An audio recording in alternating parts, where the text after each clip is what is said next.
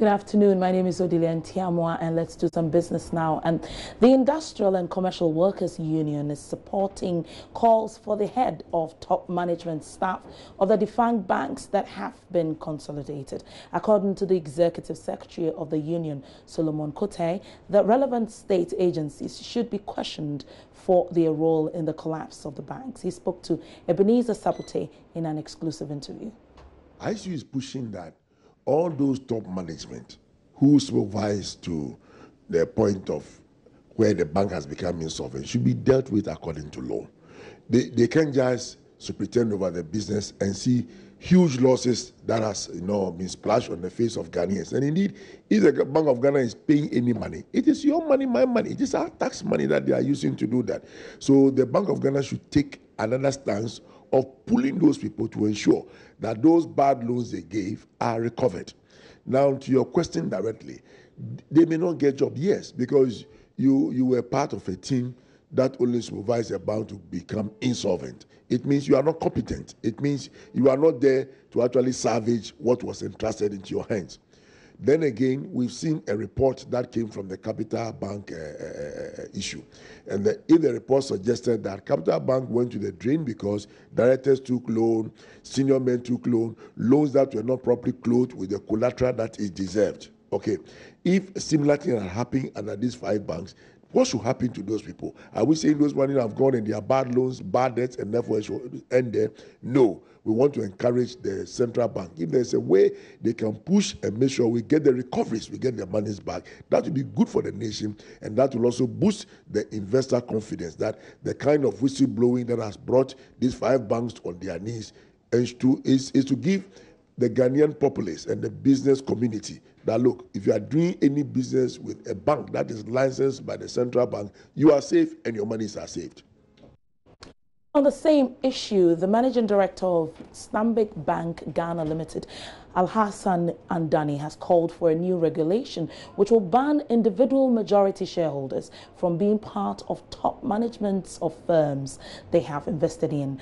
It has emerged that interference by individual majority shareholders of liquidated banks in the management positions contributed to their collapse. The firm is a legal entity that has obligations. And you as an individual, with your shares in the institution or the bank, have your personal ambitions. Now, to the extent that your personal interest is almost reflecting the interest of the firm, there can be massive conflict of interest problems. And it probably is prudent not to allow that. Probably not prudent to allow people with significant shareholdings to also run these institutions. However, it has to do with the level of governance around the management of conflict of interest. If you look at your Warren Buffetts of this world, they run global companies, but they wouldn't, and they have massive interest in these companies. But governance, management of conflict of interest, and best practices are employed, and therefore it's very transparent, and you don't see the personal interest overriding the interest of the firm. Because remember, in the firm, people have voted for you innocently. Depositors have voted for you innocently, and their interest is paramount. So if you sit as a majority shareholder and just looking after your interest, you might overstep that and then impact other parties who have also a stake in the firm. So it's probably not prudent to have that situation. But again, rules must be there for managing conflict of interest and enforcing conflict of interest situations. News Just In indicates that the Auditor General has confirmed businessman Alfred Wyoming has paid 4.6 million cedis of debts owed the state. The Public Accounts Committee of Parliament is raising questions over failure of the Controller and Accountant General to capture the transaction in its 2016 report. The PAC is also raising issues with failure of the Auditor General to capture 15 million euros loan to the National Investment Bank. Let's go now to Parliament if we have good feed to hear some more.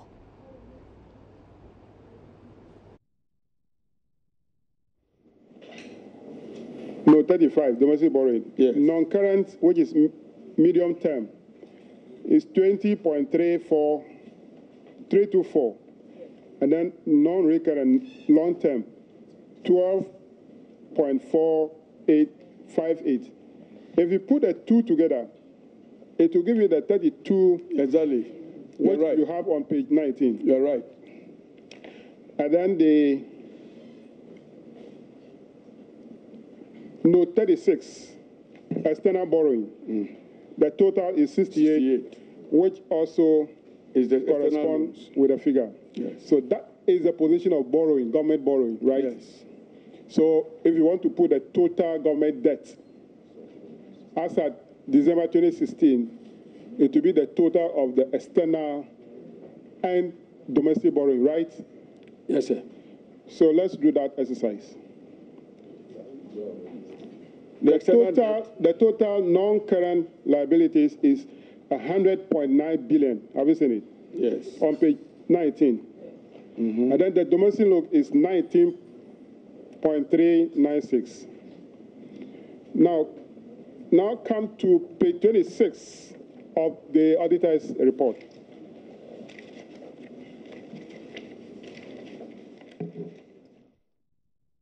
Well, that was James Aveji, minority spokesperson in Parliament on finance. Well, we have Emmanuel Abuaji-Riafe at the Joy Business Newsroom. Emmanuel, what's in the business today apart from what we have teased out already?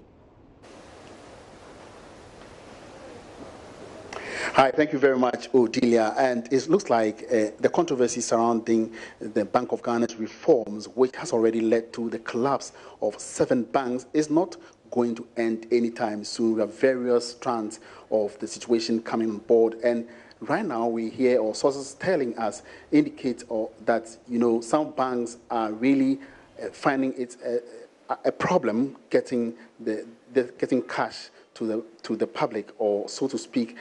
People are really going to withdraw significant cash from some of these banks because they are not too confident the situation will not affect them. Also, we also have the president of the Institute of Internal Auditors saying that external and internal auditors must collaborate to ensure that firms follow accounting standards to prevent further collapse of some of these institutions. We also have 2 banks, Omni Bank and Sahel Sahara, in serious talks for a merger to meet the deadline, the 400 million CD minimum capital requirement deadline, which elapses in December.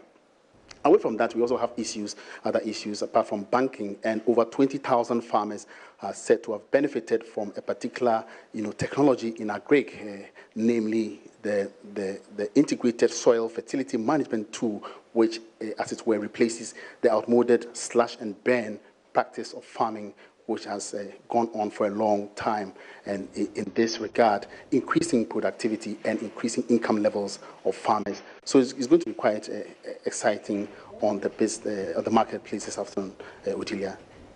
Thank you very much. Emmanuel Abuaji-Riafe will be bringing you the marketplace at 1 p.m.